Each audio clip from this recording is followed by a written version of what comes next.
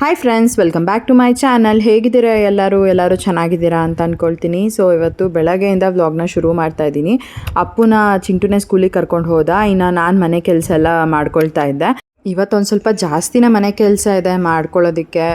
Complete 3 bathroom ಕೂಡ clean ಮಾಡಬೇಕು. ಜೀವನೇ ವಾಶ್ ಮಾಡೋರು, ಬಟ್ ಏನಂದರೆ ಇವಾಗ ಅವ್ರು ವಾಶ್ ಮಾಡೋದಕ್ಕೂ ನಾವು ವಾಶ್ ಮಾಡೋದಕ್ಕೂ ಸಕ್ಕ ಡಿಫ್ರೆನ್ಸ್ ಇರುತ್ತೆ.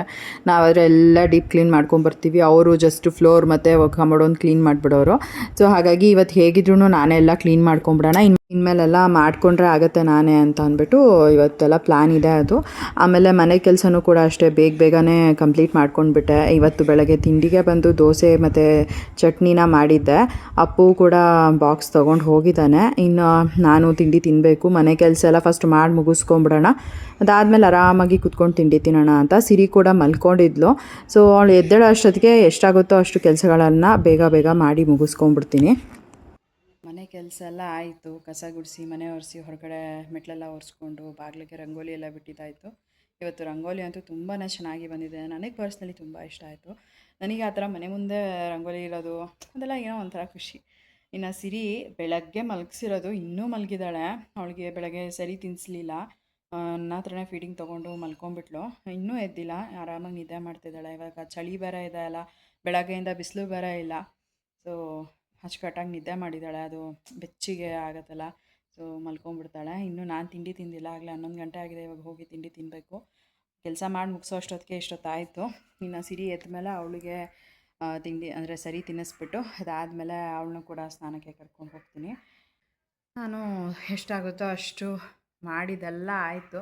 ನಮ್ಮ ಮನೆಯಲ್ಲಿ ಏನು ಗೊತ್ತಾ, ಅಚ್ಚುಕಟ್ಟಾಗಿ ಎಲ್ಲ ಕ್ಲೀನಾಗೇ ಇರುತ್ತೆ. ಸುಮ್ಮನೆ ಕಸ ಗುಡಿಸಿ ಮನೆ ಒರೆಸ್ಕೊಳ್ಳೋದು ಅಷ್ಟೇ. ಅಲ್ಲಿ ಇಲ್ಲಿ ಧೂಳೆಲ್ಲ ಒದ್ರಕೋಬೇಕು ಆ ಥರದ್ದೆಲ್ಲ ಏನೂ ಇರೋಲ್ಲ. ನನ್ನ ಮಗನೂ ಏನು ಆ ರೇಂಜ್ ಗಲೀಜು ಮಾಡಲ್ಲ. ಆ್ಯಂಡ್ ಎವ್ರಿಡೇ ಕಸ ಗುಡಿಸೋದ್ರಿಂದ ಅಷ್ಟೊಂದೇನು ಕಸನೂ ಇರೋದಿಲ್ಲ. ಆರಾಮಾಗಿ ಬೇಗನೆ ಮಾಡ್ಕೊಬಿಡ್ಬೋದು. ಇನ್ನು ಇವಾಗ ಹೋಗಿ ತಿಂಡಿ ತಿನ್ನಬೇಕು. ದೋಸೆ ಮಾಡಿದ್ದೆ, ದೋಸೆ ಚಟ್ನಿ ತಿನ್ನಬೇಕು. ಆ್ಯಂಡ್ ಹೋಗಿ ತಿನ್ನೋಣ. ಎಷ್ಟಾಯ್ತು ಆಗ್ತಾಯಿಲ್ಲ, ನನಗೂ ಸುಸ್ತಾಗಿ ಹೋಗ್ಬಿಟ್ಟೆ.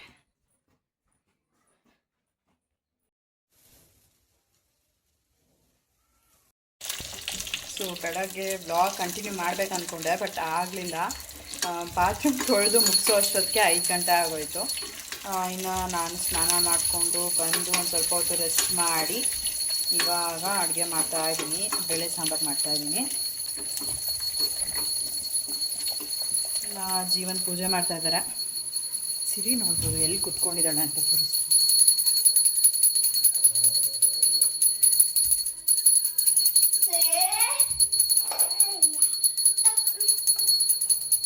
ನಮ್ಮ ಚಿಂಟು ಬಂದಿದ್ದ, ಇವಾಗ ಜಸ್ಟ್ ಹೋದ. ಅವನು ಊಟ ಮಾಡ್ಕೊಂಡು ಹೋಗು ಅಂತ ಅಂದರೆ ಹಂಗೆ ಹೋದ. ಇಷ್ಟು ಪಾತ್ರೆ ಇದೆ, ಇದನ್ನೆಲ್ಲ ವಾಶ್ ಮಾಡಬೇಕು. ಮಾಡ್ತೀನಿ ಎಲ್ಲ ಲಾಸ್ಟಲ್ಲಿ ಊಟ ಎಲ್ಲ ತಿಂದಾದಮೇಲೆ ಆಮೇಲೆ ಪಾತ್ರೆ ಎಲ್ಲ ವಾಶ್ ಮಾಡಿಬಿಟ್ಟು ಆಮೇಲೆ ಹೋಗಿ ಮಾಡ್ಕೊಳ್ಳೋದು ಅಡುಗೆ ಮನೆ ಕ್ಲೀನ್. ಏನೋ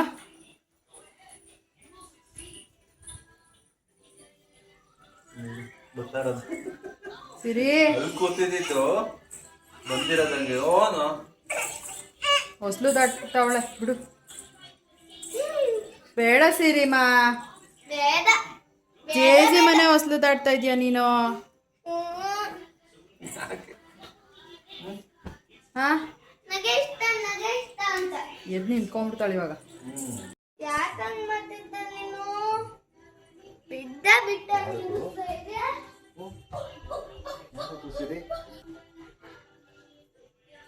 ಯಾರನ್ನ ಅದು?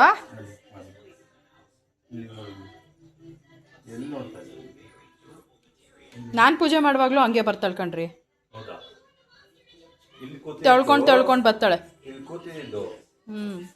ಮಲ್ಕೊಂಡು ಆಮೇಲೆ ಹಂಗೆ ಬಂದ್ಬಿಟ್ಟು ಇಲ್ಲಿ ನನ್ನ ಮಂಡಿ ಇಟ್ಕೊಂಡು ಎದ್ದು ಕೂತ್ಕೋತಾವ.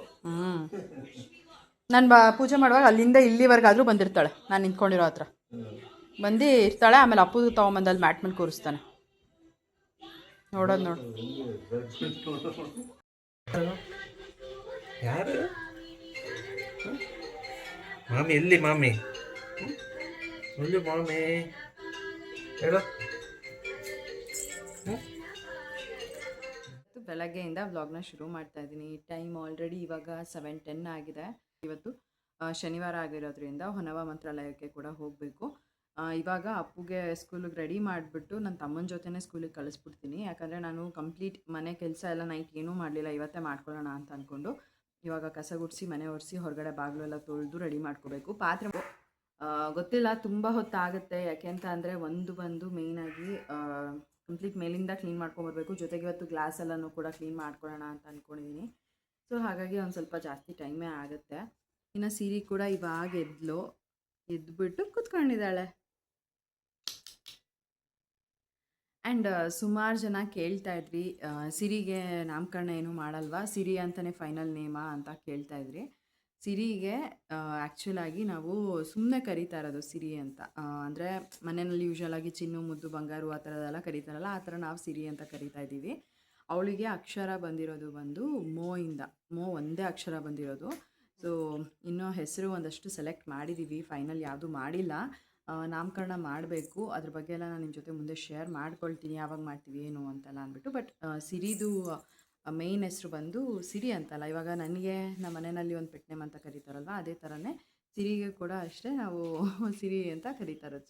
ಸುಮ್ಮನೆ ಚಿನ್ನು, ಮುದ್ದು, ಬಂಗಾರ, ಗೊಂಬೆ ಆ ಥರದ್ದೆಲ್ಲ ಕರೆಯೋ ಬದಲು ಇದು ಚೆನ್ನಾಗಿದೆ ಅಲ್ಲ ಸಿರಿ ಅಂತ ಅಂದ್ಬಿಟ್ಟು ಕರಿತಾ ಇರೋದು.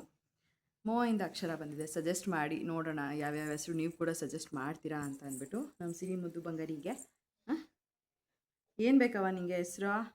ಏನಂತ ಇಡಬೇಕು ಸಿರಿ? ಇಲ್ಲಿ ಇವಾಗ ಎದ್ದು ಫುಲ್ಲು ಖುಷಿಯಾಗಿ ಆಟಾಡ್ತಾ ಇದ್ಲು. ನಾನು ಬಂದಿದ್ದ ತಕ್ಷಣ ನನ್ನ ಹತ್ರ ಓಡಿ ಬರ್ತಿದ್ದಾಳೆ. ನಾನು ಪಾತ್ರೆ ತೊಳೆದ್ಬಿಟ್ಟು ಇವಾಗ ಜಸ್ಟ್ ಬಂದೆ, ಓಡಿ ಬರ್ತಾಯಿದ್ದಾಳೆ ಖುಷಿಯಿಂದ ನನ್ನ ಹತ್ರ. ಆಮೇಲೆ ಸಿರಿಗೆ ಸುಮಾರು ಜನ ಹೇಳ್ತಿರ್ತೀರಾ, ನೀವು ಪಾಪುನ ಇವಾಗಲೇ ಕೂರಿಸ್ಬೇಡಿ, ಆಮೇಲೆ ಪಾಪುಗೆ ಈ ಥರ ಮಲಗಿಸೇರಿ ಯಾವಾಗ್ಲೂ ಆ ಥರದ್ದೆಲ್ಲ ಹೇಳ್ತಿರ್ತೀರ. ನಾವೇನು ಕೂರಿಸೋದಿಲ್ಲ, ಅವಳೇ ಎದ್ದಿವಾಗ ಕುತ್ಕೋತಾಳೆ. ಆ್ಯಂಡ್ ನಾನು ಫಸ್ಟ್ ಒಂದ್ಸಲಿ ನಿಮ್ಮ ಜೊತೆ ಶೇರ್ ಮಾಡ್ಕೊಂಡಿದ್ದೆ. 4 ತಿಂಗಳಿಗೇ ಅವಳು ಆಲ್ಮೋಸ್ಟ್ ಕೂರಿಸಿದ್ರೆ ಕುತ್ಕೊಳ್ಳೋಳು, ಹಿಂಗೆ ತಟ್ಟಾಡ್ತಾ ಇರಲಿಲ್ಲ. ಒಂದು ಸ್ವಲ್ಪ ಕುತ್ಕೊಳ್ಳೋಳು, ಅಭ್ಯಾಸ ಆಗಿ ಇವಾಗ ಒಂಥರ ಅವಳಿಗೆ ಹೆಂಗೆ ಅಂತ ಅಂದರೆ ಕುತ್ಕೊತಾಳೆ, ಅವಳೇ ಕುತ್ಕೊತಾಳೆ. ಇವಾಗ ದವ ಹಾಕ್ಕೊಂಡು ಅವಳೇ ಎದ್ದು ಕುತ್ಕೋತಾಳೆ, ಆಮೇಲೆ ತೆವಳ್ತಾಳೆ, ಸೊ ನಿಂತ್ಕೋತಾಳೆ ಕೂಡ. ಇವಾಗ ಕೂರಿಸಿದ್ರೆ ಅವಳಿಗೆ ಒಂಚೂರು ಸಪೋರ್ಟ್ ಕೊಟ್ಟರೆ ಸಾಕು, ಅವಳೇ ಬಟ್ಟೆ ಇಟ್ಕೊಂಡು ನಿಂತ್ಕೊಂಡೇ ಬಿಡ್ತಾಳೆ. ಸೊ ಆ ಥರ ಸ್ಟ್ರಾಂಗ್ ಆಗಿಬಿಟ್ಟಿದ್ದಾಳೆ ನನ್ನ ಮಗಳು ಈಗ. ಖುಷಿ ಆಗುತ್ತೆ. ಸುಮಾರು ಜನ ಹೇಳಿ ಕಮೆಂಟ್ ಮಾಡ್ತೀರಾ, ಅಂದರೆ ಇವಾಗ ಪಾಪುಗೆ ಎಷ್ಟು ಮನ್ಸು ಏನು ಅಂತ. ಪಾಪುಗೆ ಇವಾಗ ಅವಳಿಗೆ 6 ಕಂಪ್ಲೀಟ್ ಆಗಿ 7 ರನ್ನಿಂಗ್, ಅವಳಿಗೆ 6.5 ಮಂತ್ ಆಲ್ಮೋಸ್ಟ್ ಹೇಳ್ಬೇಕಂದ್ರೆ. ಬೀರ ಮಗನೇ, ಚೇನೆಲ್ಲ ಕೈ ಹಾಕ್ಬಾರ್ದು. ನಿಂಗೆ ಯಾಕೆ ಅದಿಷ್ಟು ನಿಂಗೆ?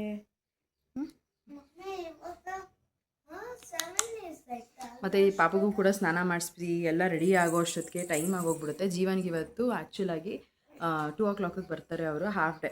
ಅವ್ರಿಗೆ ಫಸ್ಟ್ ಸ್ಯಾಟರ್ಡೆ, ಸೆಕೆಂಡ್ ಸ್ಯಾಟರ್ಡೆ ರಜಾ ಇರುತ್ತೆ, ಇನ್ನು 3rd ಮತ್ತು 4th ಸ್ಯಾಟರ್ಡೆ ಹಾಫ್ ಡೇ ಇರುತ್ತೆ. ಸೊ ಹಾಗಾಗಿ ಅವ್ರು ಬರೋ ಅಷ್ಟೊತ್ತಿಗೆ ನಾನು ಮನೆ ಕೆಲಸ ಎಲ್ಲ ಮಾಡ್ಕೊಂಡಿದ್ರೆ ಆಮೇಲೆ ದೇವಸ್ಥಾನಕ್ಕೆ ಹೋಗ್ಬೋದು. ಸೊ ಹಾಗಾಗಿ ಎಲ್ಲ ಡೀಪಾಗಿ ಮಾಡ್ಕೊಳ್ಳೋಣ ಅಂತ ಅಂದ್ಕೊಂಡಿದ್ದೀನಿ. ಇನ್ನು ದೇವ್ರ ಸಾಮಾನು ಕೂಡ ತೊಳಿಬೇಕು ಅಂದ್ಕೊಂಡೆ, ಅದಾಗಲೇ ಇಲ್ಲ. ನೋಡೋಣ, ಅದನ್ನು ನೆಕ್ಸ್ಟ್ ವೀಕ್ ಯಾವಾಗಾದರೂ ಮಾಡ್ಕೊಳ್ತೀನಿ.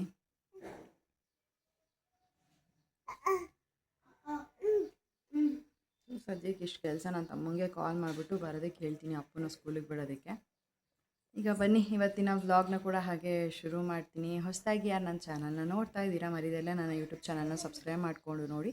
ಈ ಒಂದು ವಿಡಿಯೋ ನಿಮ್ಗೆ ಇಷ್ಟ ಆದರೆ ಲೈಕ್ ಮಾಡಿ, ಕಮೆಂಟ್ ಮಾಡಿ, ಶೇರ್ ಮಾಡಿ. ತಿಂಡಿ ಇವತ್ತು ಅಪ್ಪುಗೆ ದೋಸೆ ಹಾಕ್ಕೊಡ್ತೀನಿ. ನಾನು ಮತ್ತು ಜೀವನ್ ಪೊಂಗಲ್ ಏನಾದರೂ ಮಾಡ್ಕೊಂಡು ತಿನ್ನೋಣ ಅಂತ. ಯಾಕಂದರೆ ಶುಂಠಿ, ಬೆಳ್ಳುಳ್ಳಿ ಆ ಥರದ್ದೆಲ್ಲ ಹಾಕೋ ಆಗಿಲ್ಲ, ಮತ್ತು ಈರುಳ್ಳಿ ಕೂಡ ಯೂಸ್ ಮಾಡೋ ಆಗಿಲ್ಲ ಅಂತ ಹೇಳಿದ್ರು. ನನಗೆ ಯೂಶ್ವಲಾಗಿ ಆ ಥರ ಅಂತ ಹೇಳಿದಾಗ ಈ ದೋಸೆಗೆ ಚಟ್ನಿ ಮಾಡ್ಕೊಂಡು ತಿನ್ಬೋದು. ಅದನ್ನು ಬಿಟ್ಟರೆ ಈ ಪೊಂಗಲ್ ಈ ಥರ ಪಟ್ಟಂತ ಏನು ಫ್ಲ್ಯಾಶೇ ಆಗೋದಿಲ್ಲ. ಯೂಶ್ವಲಾಗಿ ಎಲ್ಲದಕ್ಕೂ ಕೂಡ ನಾವು ಈರುಳ್ಳಿ ಯೂಸ್ ಮಾಡ್ತೀವಲ್ವ, ಹಾಗಾಗಿ ಏನು ಮಾಡೋದು ಅನ್ನೋ ಥರ ಅನಿಸುತ್ತೆ. ಬಟ್ ವಿತೌಟ್ ಈರುಳ್ಳಿ ಕೂಡ ಮಾಡ್ಬೋದು, ಬಟ್ ನನಗೆ ಏನೋ ಆ ರೇಂಜಿಗೆ ಇದು ಅನಿಸಲ್ಲ. ಸೊ ಇವತ್ತು ಆ್ಯಕ್ಚುಲಾಗಿ ಉಪ್ಪಿಟ್ಟು ಮಾಡೋಣ ಅಂತ ಅಂದ್ಕೊಂಡೆ. ಆಮೇಲೆ ಯಾಕೋ ಅಪ್ಪು ಉಪ್ಪಿಟ್ಟು ತಿನ್ನಲ್ಲ, ಆಮೇಲೆ ಜೀವನ್ ಕೂಡ ಏನು ಬೇಡ ಬಿಡು ಉಪ್ಪಿಟ್ಟು ಅಂತ ಅಂದರು. ಮತ್ತು ಅವ್ರು ಮಧ್ಯಾಹ್ನ ಬರೋದಲ್ವ, ಮತ್ತೆ ಸಪ್ರೇಟಾಗಿ ಅದಕ್ಕೆ ಅಂತ ಅಡುಗೆ ಮಾಡಬೇಕಾಗತ್ತೆ ಅಂತ. ಆಮೇಲೆ ಸರಿ ಪೊಂಗಲೇ ಮಾಡಿಬಿಡು, ಪೊಂಗಲೇ ಬಂದು ತಿಂತೀನಿ ಅಂದರು. ಪೊಂಗಲ್ಗೆ ಹೇಗಿದ್ರು ಚಟ್ನಿ ಏನಾದ್ರು ಮಾಡಿಬಿಡ್ತೀನಿ, ಆದರೆ ಸ್ವೀಟ್ ಪೊಂಗಲ್ ಕೂಡ ಮಾಡ್ತೀನಿ. ನೋಡಿ ಹೆಂಗೆ, ಯಾಕೆ ಯಾಕೆ ಅಂತ ಸಿರಿ ನಾನು ಮಲಗಿಸ್ಬಿಟ್ಟು ಹೋಗುವ, ಡೈಪರ್ ಚೇಂಜ್ ಮಾಡಿಬಿಟ್ಟು ಹೋಗ್ತೀವಿ. ಡೈಪರ್ ಚೇಂಜ್ ಮಾಡಿಬಿಟ್ಟು ಸಿರಿಗೆ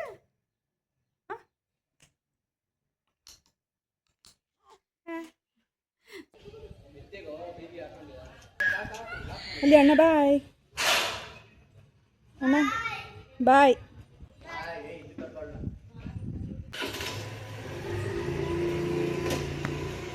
ಸೊ ಸಿರಿ ಇವಾಗ ಮಲ್ಕೊಂಡ್ಲು. ಟೈಮ್ ಆಲ್ರೆಡಿ 1 ಗಂಟೆ ಆಗಿದೆ. ಕೆಲಸ ಎಲ್ಲ ಇವತ್ತು ಆರಾಮಾಗೆ ಮಾಡಿಕೊಂಡೆ. ಇನ್ನು ಇಷ್ಟು ಬಟ್ಟೆಗಳಿದ್ದಾವೆ, ಅದನ್ನೆಲ್ಲ ಫೋಲ್ಡ್ ಮಾಡಬೇಕು. ಸಿರಿ ಮಲ್ಕೊಂಡಲ್ಲ, ಹಾಗೆ ಕಾಲಲ್ಲಿ ನೋಡಿದ್ರೆ ಹಿಂದೆ ಮುಂದೆ ಥರ ನೇಲ್ಸ್ ಬೆಳೆದಿತ್ತು. ಕೃಷ್ಣ ಅವಾಗವಾಗ ಹಾಕೊಳ್ತಾನೇ ಇದ್ದೆ. ನನಗೆ ಒಂಥರ ಬೋರ್ ಅಂತ ಹೋಗೋದು. ಇವಾಗ ಕಾಲಲ್ಲಿ ಫುಲ್ ನೇಲ್ ಪಾಲಿಶೇ ಹೊರಟೋಗಿದೆ, ಇನ್ನೂ ಕೂಡ ಹಾಕ್ಕೊಂಡೇ ಇಲ್ಲ. ಮೊನ್ನೆ ದೀಪ ಅವ್ರು ಬಂದಿದ್ರಲ್ಲ, ಅವಾಗ ಹೀಗೆ ಒಂದು ಫಂಕ್ಷನ್ ಇದೆ, ಸೊ ಅದಕ್ಕೆ ಅಂತ ಅಂದ್ಬಿಟ್ಟು ಸ್ಯಾರಿ ಬ್ಲೌಸ್ ಯಾವ ಸ್ಟಿಚ್ ಮಾಡ್ಕೊಳ್ಳೋದು ಅಂತ ಪ್ಲ್ಯಾನ್ ಮಾಡ್ತಾಯಿದ್ದೆ. ಅಂದರೆ ಒಂದಷ್ಟು ಹೊಸ ಹೊಸ ಸೀರೆಗಳೆಲ್ಲ ಇದ್ವು ಅಂತ. ಅವರು ಈ ರೀತಿಯಾಗಿ ಆರ್ಗನೈಸ್ ಮಾಡಿ ಮೇಘನ ಚೆನ್ನಾಗಿರುತ್ತೆ ಸೀರೆಗಳನ್ನೆಲ್ಲ ಅಂದರು. ಸೊ ಹಾಗಾಗಿ ಹಿಂದೆ 2 ಬಾಕ್ಸು, ಫ್ರಂಟಲ್ಲಿ 2 ಬಾಕ್ಸು, ಆಮೇಲೆ ಈ ಕಡೆ 1 ಬಾಕ್ಸ್ ಎಲ್ಲ ನೀಟಾಗಿ ಈ ಥರ ಅರೇಂಜ್ ಮಾಡಿಬಿಟ್ಟಿದ್ದೀನಿ. ಏನಂದರೆ ಈ ಥರ ಇಟ್ಟರೆ ಜಾಸ್ತಿ ಜಾಗ ಆಗುತ್ತೆ, ನಿಮಗೂ ಕೂಡ ನೀಟಾಗಿ ಇಟ್ಟಂಗೂ ಆಗುತ್ತೆ ಅಂತ ಹೇಳಿದ್ರು. ಹಾಗಾಗಿ ಈ ಥರ ಜೋಡಿಸಿದ್ದೆ. ಹಾಗೆಯೇ ಈ ಒಂದು ಸೀರೆಗೆ ಬ್ಲೌಸ್ ಹೊಲ್ಸೋಣ ಅಂತ ಅಂದ್ಕೊಂಡಿದ್ದೀನಿ. ತೋರಿಸ್ತೀನಿ ಸ್ಯಾರಿ ಹೇಗಿದೆ ಅಂತ. ಈ ರೀತಿ ಇದನ್ನು ಆ್ಯಕ್ಚುಲಾಗಿ ನಾನು ಸೀಮಂತಕ್ಕೆ ಹಾಕೊಳ್ಳೋಣ ಅಂತ ಅಂದ್ಕೊಂಡಿದ್ದೆ. ತುಂಬ ಇಷ್ಟಪಟ್ಟು ತೊಗೊಂಬಂದಿದ್ದೆ ಇದನ್ನು. ಇದ್ರದ್ದು ಬ್ಲೌಸ್ನ ವರ್ಕಿಗೆ ಕೊಟ್ಟಿದ್ದಾಗ ವಾಪಸ್ ತೊಗೊಬರೋವಾಗ ಕಳೆದೋಯ್ತು ಅಂತ ಅಂದ್ಬಿಟ್ಟು ಹೇಳಿದ್ರು. ಹಾಗಾಗಿ ಸರಿ, ಇನ್ನೇನು ಮಾಡೋಕ್ಕಾಗಲ್ಲ. ಇವಾಗ ಹೋಗಿ ಈ ಒಂದು ಸ್ಯಾರಿಗೆ ಬ್ಲೌಸ್ನ ತೊಗೊಂಬಂದು ಆಮೇಲೆ ವರ್ಕ್ ಮಾಡಿಸಿ ಸ್ಟಿಚ್ ಮಾಡಿಸ್ಬೇಕು. ನೋಡೋಣ ಎಷ್ಟು ದಿನದಲ್ಲಿ ಕೊಡ್ತಾರೋ ಏನೋ ಗೊತ್ತಿಲ್ಲ. ಬಟ್ ಈ ಒಂದು ಸ್ಯಾರಿ ಹಾಕೋಬೇಕು ಅನ್ನೋದಂತೂ ನಂಗೆ ತುಂಬ ಇಷ್ಟ ಇದೆ. ಪರ್ಪಲ್ಗೆ ರೆಡ್ ಕಾಂಬಿನೇಷನ್ ಇರೋದು ಈ ರೀತಿಯಾಗಿ. ಸೊ ಇದನ್ನು ಹಾಕ್ಕೊಳ್ಳೋಣ ಅಂತ ಅಂದ್ಕೊಂಡಿದ್ದೀನಿ. ಹಾಗೆ ಇಲ್ಲಿ ಮನೆ ಹತ್ರನೇ ಒಂದು ಫಂಕ್ಷನ್ ಇದೆ, ಅವರು ಕರೆದಿದ್ರು, ಹೋಗಬೇಕು. ಸೊ ಅದಕ್ಕೆ ಅಂತ ಕೂಡ ಸ್ಯಾರಿ ಬ್ಲೌಸು ಸ್ಟಿಚ್ ಮಾಡಿಸ್ಬೇಕು. ದೀಪ ಅವರು ಇದನ್ನು ಹಾಕ್ಕೊಳ್ಳಿ ಅಂತ ಹೇಳಿದ್ರು. ಈ ಒಂದು ಸ್ಯಾರಿ ಲೈಟ್ ಹಾಕ್ತಿಲ್ಲ ನಿಮಿಷ. ಸೊ ದೀಪ ಅವರು ಈ ಒಂದು ಸ್ಯಾರಿನ ಹಾಕ್ಕೊಳ್ಳಿ ಅಂತ ಹೇಳಿದ್ರು. ನನಗೆ ಬೇಡ, ಇದನ್ನು ವರಮಹಾಲಕ್ಷ್ಮಿ ಹಬ್ಬಕ್ಕೆ ಹಾಕೊಳ್ಳೋಣ ಅಂತ ಅಂದ್ಕೊಂಡಿದ್ದೀನಿ. ನೋಡೋಣ ಹೇಗಾಗುತ್ತೆ ಅಂತ. ಸದ್ಯಕ್ಕೆ ಈ ಒಂದು ಸ್ಯಾರಿ ಬ್ಲೌಸ್ನ ಮಾತ್ರ ಸ್ಟಿಚ್ ಮಾಡಿಸ್ತೀನಿ. ಬ್ಲೌಸ್ ತೊಗೊಂಡು ಬಂದು ಮಾಡಿಸ್ತೀನಿ. ಒಂದೇ ದಿನದಲ್ಲಿ ಸ್ಟಿಚ್ ಮಾಡಿಕೊಡ್ತಾರೆ. ವರ್ಕ್ ಮಾಡಿಕೊಡೋದು ಹೇಗೋ ಏನೋ ಗೊತ್ತಿಲ್ಲ, ಬಟ್ ಸ್ಟಿಚ್ ಅಂತೂ ಬೇಗ ಮಾಡಿಕೊಟ್ಬಿಡ್ತಾರೆ. ಆ ಥರದ್ದೇನು ತಲೆನೋವಿಲ್ಲ ನನಗೆ. ಈ ಥರ ಇವಾಗ ಎಲ್ಲ ಆರ್ಗನೈಸ್ ಮಾಡಿದ್ದೀನಿ. ಒಂದು ಸ್ವಲ್ಪ ಇಲ್ಲೆಲ್ಲ ಏನಿದೆ ಇದನ್ನೆಲ್ಲ ಸ್ಟಿಚಿಗೆ ಕೊಡಬೇಕಾಗಿರೋದು ಅದನ್ನೆಲ್ಲ ಹಾಗೇ ಇಟ್ಟಿದ್ದೀನಿ. ಇನ್ನು ಅದು ಬಿಟ್ಟರೆ ಕೆಳಗಡೆ ನೋಡ್ಬೋದು ಒಂದಷ್ಟು ಡ್ರೆಸ್ಗಳೆಲ್ಲ ಯಾವ್ಯಾವ್ದು ಬೇಡ ಅದನ್ನೆಲ್ಲ ತೆಗ್ದಾಕ್ಬಿಡೋಣ ಅಂತ ಕೂಡ ಅಂದ್ಕೊಂಡಿದ್ದೀನಿ. ನೋಡೋಣ ಹೇಗಾಗುತ್ತೆ ಅಂತ. ಇದೆಲ್ಲ ಕೂಡ ಗೌನು ಕಂಪ್ಲೀಟ್ ಇದೇನಿದೆ ಅಲ್ಲ, ಇದೆಲ್ಲನೂ ಗೌನು.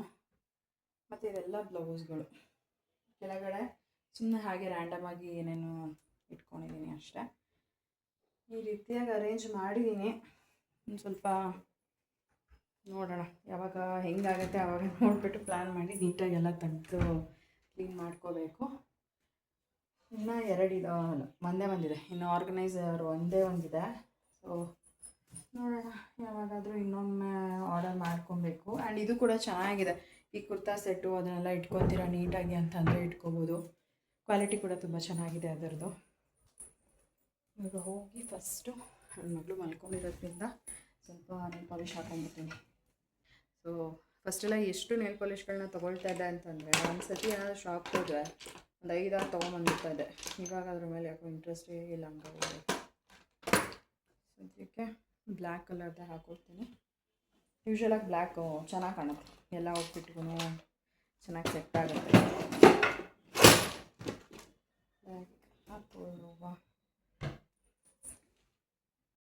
ಸೊ ಪಾಪು ಕೂಡ ಮಲ್ಕೊಂಡಿದ್ಲು. ಆಮೇಲೆ ಎದ್ಲು, ಕರ್ಕೊಂಬಂದ್ಬಿಟ್ಟು ಇಲ್ಲೇ ಬೆಡ್ ಮೇಲೆ ಹಾಕ್ಕೊಂಡು ಅವಳನ್ನ ನಾನು ರೆಡಿ ಆಗ್ತಾಯಿದ್ದೆ. ಇನ್ನು ದೇವಸ್ಥಾನಕ್ಕೆ ಹೋಗೋದಕ್ಕೆ ಕೂಡ ತುಂಬ ಟೈಮ್ ಆಗೋಗ್ಬಿಡುತ್ತೆ ಅಂತ ಪಾಪುನ ಅಮ್ಮನ ಮನೆಯಲ್ಲಿ ಬಿಟ್ಬಿಟ್ಟು ಹೋಗೋದು. ಯೂಶ್ವಲಾಗಿ ಏನಂತ ಅಂದರೆ ನಾವು ಒಂದು ಸ್ವಲ್ಪ ಬೇಗನೆ ಹೊರಟುಬಿಡೋಣ ಅಂತಲೇ ಪ್ಲ್ಯಾನ್ ಆಗಿರುತ್ತೆ. ಬಟ್ ಆಮೇಲೆ ನೋಡಿದ್ರೆ ಏನಾದ್ರು ಒಂದು ಮಳೆ ಬರೋದು ಈ ಥರದ್ದು ಏನಾರೋ ಒಂದು ಆಗುತ್ತೆ. ಅದರಲ್ಲಿ ಕೂಡ ಅಲ್ವಾ ನಾನು ಅಬ್ಸರ್ವ್ ಮಾಡಿದ್ದೀನಿ, ಶನಿವಾರನೇ ಫುಲ್ ಜೋರು ಮಳೆ ಬರುತ್ತೆ ನಾವು ಹೋಗಬೇಕು ಅನ್ನೋವಾಗ. ಸೊ ಅದಕ್ಕೆ ಜೀವನ ಹೇಳಿದ್ರು ಇವತ್ತು ಗಾಡೀಲಿ ಬೇಡ, ಒಂದು ಕೆಲಸ ಮಾಡೋಣ, ಇವತ್ತು ಆಟೋದಲ್ಲಿ ಹೋಗ್ಬಿಡೋಣ, ಸುಮ್ಮನೆ ರಿಸ್ಕ್ ಯಾಕೆ, ಲಾಸ್ಟ್ ಟೈಮ್ ಹೋಗೋ ಥರ ಹೋಗ್ಬಿಟ್ಟು ಆಮೇಲೆ ಅರ್ಧ ದಾರಿಗೆ ವಾಪಸ್ ಬಂದು ಮತ್ತೆ ಸಂಡೇ ಹೋಗಬೇಕಾಗತ್ತೆ, ಅವೆಲ್ಲ ಡಬಲ್ ಕೆಲಸ, ಬೇಡ ಆಟೋನಲ್ಲೇ ಬುಕ್ ಮಾಡ್ಕೊಂಡು ಹೋಗ್ಬಿಟ್ಟು ಬಂದುಬಿಡೋಣ ಅಂದರು. ಸರಿ ಆಯಿತು ಅಂತ ಇವಾಗ ಬೇಗ ರೆಡಿ ಆಗ್ತಾಯಿದ್ದೀನಿ. ಆಲ್ಮೋಸ್ಟ್ ರೆಡಿ ಆಗೋ ಅಷ್ಟೊತ್ತಿಗೆ ಟೈಮ್ ಆಯಿತು 3 ಗಂಟೆನೇ. ಪೂಜೆ ಮಾಡಿಬಿಟ್ಟು ಇವಾಗ ಇನ್ನೇನಿಲ್ಲ, ಅಮ್ಮನ ಮನೆಗೆ ಸಿರಿನ ಬಿಟ್ಬಿಟ್ಟು ಹೋಗೋದು. ಅಪ್ಪನ ಸ್ಕೂಲಿಂದ ಡೈರೆಕ್ಟಾಗಿ ನನ್ನ ತಮ್ಮನಿಗೆ ನಮ್ಮ ಅಪ್ಪನ ಮನೆಗೆ ಕರ್ಕೊಂಡು ಹೋಗೋದಕ್ಕೆ ಹೇಳಿದ್ದೆ. ಯಾಕಂದರೆ ಇಲ್ಲಿಗೆ ಮತ್ತೆ ಕರ್ಕೊಂಬಂದು ಮತ್ತೆ ಇಲ್ಲಿಂದ ನಾವು ಕರ್ಕೊಂಡು ಹೋಗೋದು ಇದೆಲ್ಲ ಸುಮ್ಮನೆ ಡಬಲ್ ಕೆಲಸ ಆಗುತ್ತೆ. ಸೊ ಅದ್ರ ಬದಲು ಅಲ್ಲೇ ಡೈರೆಕ್ಟಾಗಿ ಕರ್ಕೊಂಡು ಹೊರಟೋಗು, ಹೇಗಿದ್ರೂ ಒಂದು ಬಟ್ಟೆ ಎಲ್ಲ ಅಲ್ಲಿದೆ, ಡ್ರೆಸ್ ಚೇಂಜ್ ಮಾಡ್ಕೊಂಡು ಅಲ್ಲೇ ಆಟಾಡ್ಕೊಂಡಿರ್ತಾನೆ, ಆಮೇಲೆ ಸಿರಿನ ಕೂಡ ನಾವು ಹೋಗೋ ಟೈಮ್ಗೆ ಕರ್ಕೊಂಬಂದು ಬಿಟ್ಟು ಹೋಗ್ತೀವಿ ಅಂತ ಹೇಳಿದ್ದೆ. ಸೊ ಹಾಗಾಗಿ ಚಿಂಟು ಸ್ಕೂಲಿಂದ ಡೈರೆಕ್ಟಾಗಿ ಅಮ್ಮನ ಮನೆಗೆ ಕರ್ಕೊಂಡು ಹೋಗಿದ್ದಾನೆ. ಈಗ ನಾನು ಕೂಡ ರೆಡಿಯಾಗಿದ್ದಾಯಿತು.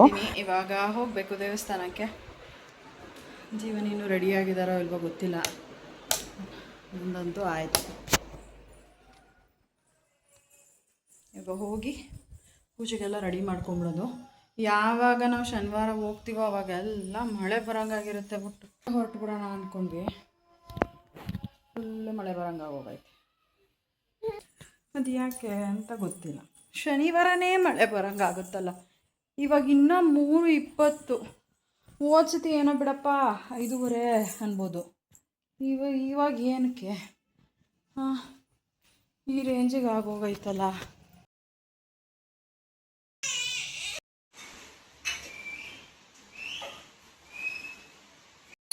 ಸೊ ಪೂಜೆ ಎಲ್ಲ ಆಯಿತು ನಂದು. ಈಗ ನೋಡಿದ್ರೆ ಹೊರಗಡೆ ಫುಲ್ ಜೋರು ಮಳೆ. ಯಾವ ರೇಂಜಿಗೆ ಮಳೆ ಅಂದರೆ ಹೆಂಗೆ ಹೋಗೋದು ನಾವು. ಅದೇ ಆಟೋ ಬುಕ್ ಮಾಡ್ಕೊಂಡು ಹೋಗ್ಬಿಟ್ಟು ಬಂದ್ಬಿಡೋಣ ಅಂತ ಅಂತಿದ್ರು ಜೀವನ್. ಸೊ ಹಾಗೆ ಮಾಡ್ತೀವಿ ಅಷ್ಟೇ, ಇನ್ನೇನು ಮಾಡೋಕ್ಕಾಗಲ್ಲ. ಇವಾಗ ಗಾಡಿ ತೊಗೊಂಡು ಹೋಗಬೇಕು ಅಂದರೆ ತುಂಬ ಲೇಟಾಗಿ ಹೋಗ್ಬಿಡುತ್ತೆ.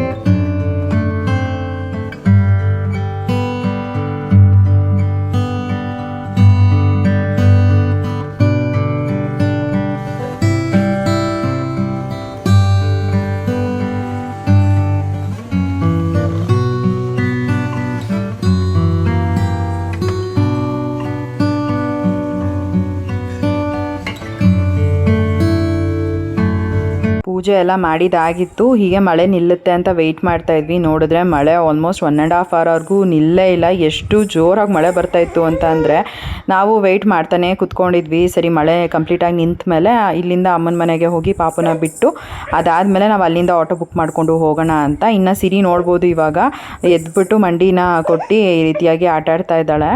ಸೊ ಅವಳನ್ನ ಈ ಥರ ಅವಳ ಪಾಡಿಗಳನ್ನ ಬಿಟ್ಬಿಟ್ರೆ ಅವಳ ಪಾಡಿಗಳು ಆಟ ಆಡ್ಕೊಂಡಿರ್ತಾಳೆ. ಅವಳ ಹತ್ರ ಮಾತ್ರನೇ ನಾವು ಎತ್ಕೊಳ್ಳೋದು, ಇಲ್ಲಾಂದರೆ ಯಾವಾಗಲೂ ಎತ್ಕೊಂಡಿರಲ್ಲ. ಮಳೆ ಒಂಚೂರು ಕಡಿಮೆ ಆದಮೇಲೆ ಅಮ್ಮನ ಮನೆಗೆ ಕರ್ಕೊಂಡು ಹೋದ್ವಿ ಸಿರಿನ. ಹಾಗೆ ಸರಿ ಇಟ್ಟು ಎಲ್ಲ ಏನಿತ್ತು ಅದನ್ನೆಲ್ಲ ಲಾಸ್ಟ್ ಟೈಮೇ ನಾನು ತಂದುಕೊಟ್ಟಿದ್ದೆ. ಇಫ್ ಇನ್ ಕೇಸ್ ಏನಾದರೂ ಇಲ್ಲಿಗೆ ಬಂದಾಗ ಅವಳಿಗೆ ಆಗತ್ತೆ ಅಂತ ಅಂದ್ಬಿಟ್ಟು ಇನ್ನು ಅವಳನ್ನ ಬಿಟ್ಬಿಟ್ಟು ಆರಾಮಾಗಿ ನಾವು ಆಟೋ ಬುಕ್ ಮಾಡಿಕೊಂಡು ಅಲ್ಲಿಂದ ನಾವು ಹೊನ್ನವ ಮಂತ್ರಾಲಯಕ್ಕೆ ಹೊರಟ್ವಿ. ನಮ್ಮ ಮನೆಯಿಂದ ಆಲ್ಮೋಸ್ಟ್ 1 ಅವರ್ ಆಗುತ್ತೆ ದೇವಸ್ಥಾನಕ್ಕೆ ಹೋಗೋಕ್ಕೆ. ಏನಾದರೂ ಟ್ರಾಫಿಕ್ ಇತ್ತು ಅಂತಂದರೆ 1 ಅವರ್ 15 ಮಿನಿಟ್ಸ್ ಹಂಗೆ ಆಗುತ್ತೆ.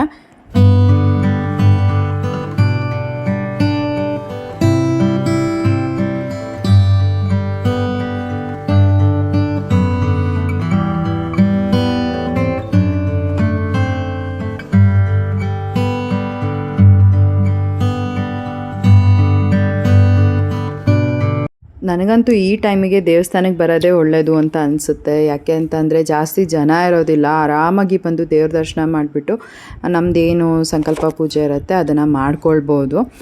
ಸಂಡೇ ಲಾಸ್ಟ್ ಟೈಮ್ ಬಂದಿದ್ವಿ ಅಲ್ಲ, ಎಷ್ಟು ಜನ ಇದ್ದರು ಅಂತಂದರೆ ಹೆಜ್ಜೆ ಇಡೋಕ್ಕೂ ಜಾಗ ಇರಲಿಲ್ಲ, ಅಷ್ಟು ಜನ ತುಂಬ್ಕೊಂಡ್ಬಿಟ್ಟಿದ್ರು. ಬಟ್ ಈ ಸಲ ಏನಿಲ್ಲ, ಆರಾಮಾಗಿ ಬಂದ್ವಿ. ಮತ್ತು ಮಳೆ ಬೇರೆ ಬರುತ್ತಲ್ವ ಸಂಜೆ ಟೈಮು, ಹಾಗಾಗಿ ಈ ಟೈಮ್ಗೆಲ್ಲ ಆಲ್ಮೋಸ್ಟ್ ಜನ ಕಡಿಮೆ ಆಗಿಬಿಟ್ಟಿರ್ತಾರೆ. ನಾವು ಆರಾಮಾಗಿ ದೇವರಿಗೆ ದೀಪ ತೊಗೊಂಡು ದೀಪ ಎಲ್ಲ ಹಚ್ಚಿ ಪ್ರದಕ್ಷಿಣೆ ಎಲ್ಲ ಹಾಕಿ ಅದಾದಮೇಲೆ ಕಾಯಿ ಇಟ್ಕೊಂಡು 16 ಪ್ರದಕ್ಷಿಣೆ ಹಾಕಬೇಕು. ಅದಾದಮೇಲೆ ನೆಕ್ಸ್ಟು ಕಾಯಿನ ಕಟ್ಬಿಟ್ಟು 30 ಪ್ರದಕ್ಷಿಣೆ ಗರ್ಭಗುಡಿ ಸುತ್ತ ಹಾಕಬೇಕು. ಈ ರೀತಿಯಾಗಿರುತ್ತೆ. ಎಲ್ಲ ಆಲ್ಮೋಸ್ಟ್ ಮುಗಿಸ್ಕೊಂಡು ನಾವು ಹೊರಡೋ ಅಷ್ಟೊತ್ತಿಗೆ 2 ಅವರ್ ಮೇಲೆ ಆಗುತ್ತೆ. ಇನ್ನು ಉಷಾಕ ಶಿವಮಮ್ಮ ಅವರು ಕೂಡ ಬಂದಿದ್ದರು. ಉಷಾಕ ಕೂಡ ದೀಪ ಹಚ್ತಾ ಇದ್ದಾರೆ, ಹಾಗಾಗಿ ಅವರು ಕೂಡ ಬಂದಿದ್ದರು. ಇನ್ನು ಒಂದು ಸ್ವಲ್ಪ ಹೊತ್ತಿದ್ದು ದೇವಸ್ಥಾನದಲ್ಲಿ ಅದಾದಮೇಲೆ ಪ್ರಸಾದ ಎಲ್ಲ ತಿನ್ಕೊಂಡು ಆಮೇಲೆ ನನಗೆ ಸುಮಾರು ದಿನದಿಂದ ಅಂದ್ಕೊಳ್ತಾ ಇದ್ದೆ, ಆ್ಯಕ್ಚುಲಾಗಿ ನಾನು ಫಿಕ್ಸ್ ಆಗಿಬಿಟ್ಟಿದ್ದೆ ಒಂಥರ ಮೈಂಡಲ್ಲಿ. ಬಟ್ ಏನು ಮಾಡಲಿ ಅನ್ನೋದು ಕೂಡ ಕನ್ಫ್ಯೂಷನ್ ಇತ್ತು. ಹಾಗಾಗಿ ಒಬ್ಬರು ಗಿಫ್ಟ್ಗೆ ಅಂತ ಅಂದ್ಬಿಟ್ಟು ರಾಯರ ಫೋಟೋನ ಕೊಡೋಣ ಅಂತ ಅಂದ್ಕೊಂಡಿದ್ದೆ. ಸೊ ಹಾಗಾಗಿ ಇಲ್ಲಿಂದ ಈ ಕ್ಷೇತ್ರದಿಂದನೇ ತೊಗೊಂಡು ಹೋಗೋಣ ಅಂತ ಅಂದ್ಬಿಟ್ಟು ಪೂಜೆ ಎಲ್ಲ ಮುಗಿಸ್ಕೊಂಡು ಪ್ರಸಾದ ಎಲ್ಲ ತಿಂದ್ಕೊಂಡು ಹೊರಗಡೆ ಹೋದಾಗ ನಾನು ಫೋಟೋನ ಕೂಡ ಬೈ ಮಾಡ್ತಾಯಿದ್ದೆ.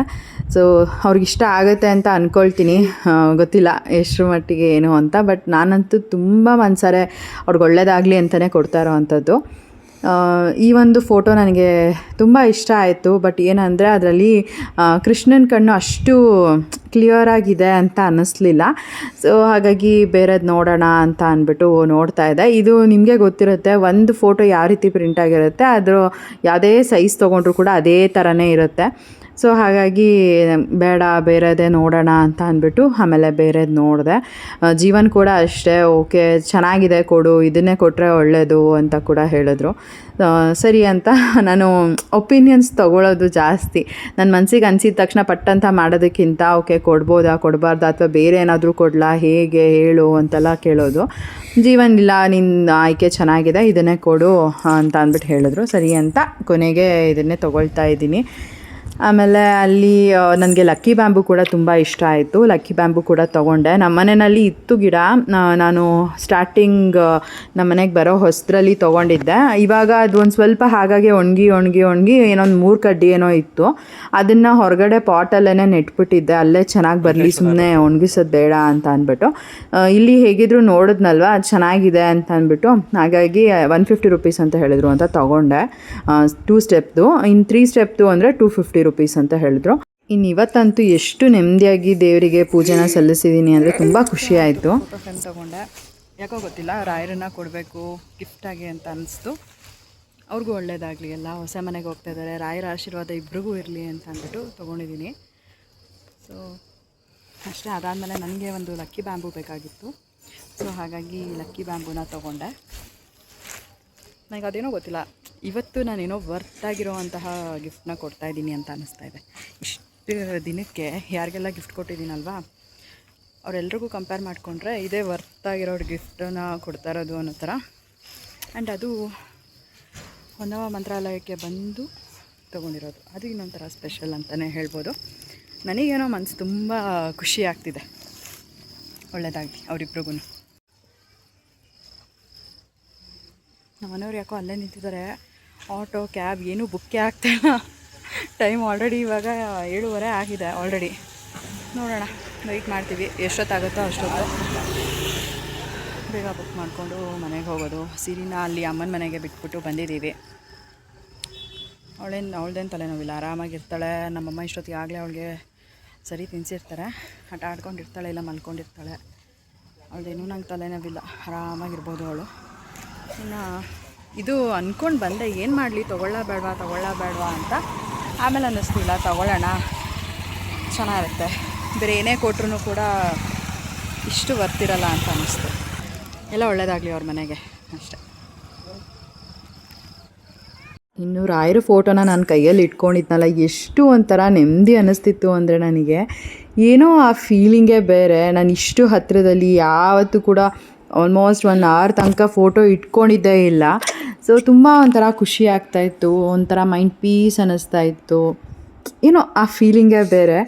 ಇನ್ನು ನಾವು ದೇವಸ್ಥಾನದಿಂದ ಮನೆಗೆ ಹೊರಡೋ ಅಷ್ಟೊತ್ತಿಗೆ ಟೈಮ್ 10 ಗಂಟೆ ಆಗೋಗ್ಬಿಟ್ಟಿತ್ತು. ಆಲ್ಮೋಸ್ಟ್ 10 ಗಂಟೆ ನಾವು ಮನೆ ರೀಚ್ ಆದಾಗ. ಆ್ಯಂಡ್ ಇವತ್ತಿನ ಈ ಒಂದು ವಿಡಿಯೋನ ಕೂಡ ನಾನು ಇಲ್ಲಿಗೆ ಎಂಡ್ ಮಾಡ್ತೀನಿ. ಇವತ್ತಿನ ಈ ಒಂದು ವಿಡಿಯೋ ನಿಮ್ಗೆ ಇಷ್ಟ ಆಗಿದ್ರೆ ಲೈಕ್ ಮಾಡಿ, ಕಮೆಂಟ್ ಮಾಡಿ, ಶೇರ್ ಮಾಡಿ. ಇನ್ನೂ ಯಾರು ನನ್ನ ಯೂಟ್ಯೂಬ್ ಚಾನಲ್ನ ಸಬ್ಸ್ಕ್ರೈಬ್ ಮಾಡ್ಕೊಳ್ದಲ್ಲೇ ನೋಡ್ತಾ ಇದ್ದೀರಾ, ದಯವಿಟ್ಟು ನನ್ನ ಯೂಟ್ಯೂಬ್ ಚಾನಲ್ನ ಸಬ್ಸ್ಕ್ರೈಬ್ ಮಾಡಿಕೊಂಡು ನೋಡಿ. ಸಿಗೋಣ ಮುಂದಿನ ವಿಡಿಯೋನಲ್ಲಿ. Thanks for watching. ಬಾಯ್.